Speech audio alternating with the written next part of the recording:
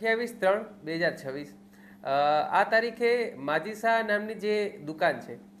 એ દુકાનની અંદર શટર તોડી અને 55 જેટલા મોબાઈલની ચોરી કરવામાં આવેલી હતી. આ બાબતનો ગુનો રાધનપુર પોલીસ સ્ટેશનની અંદર દાખલ કરવામાં આવ્યો અને જે બાદ માનનીય આઈજી સાહેબ શ્રી ચિરાગ કોરડિયા સાહેબ, એસપી સાહેબ શ્રી વી.કે. નાઈ સાહેબ, તેમના માર્ગદર્શન હેઠળ અમારી એલસીબી ટીમ જે છે રાકેશ ઉનાગર પીઆઈ દ્વારા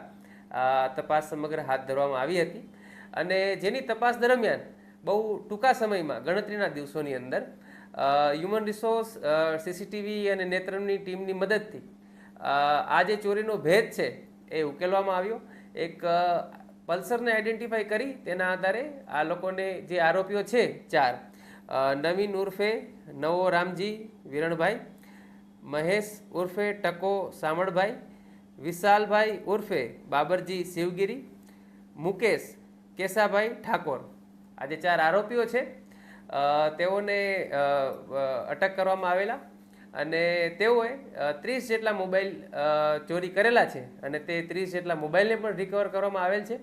અને આરોપીઓના 2 મોબાઈલ જે ગુનાના કામે હાલ કબજે લીધેલા છે અને ટોટલ 3,44,000 જેટલો મુદ્દામાલ રિકવર કરવામાં આવેલો છે અને આગળની તપાસ ચાલુ છે જે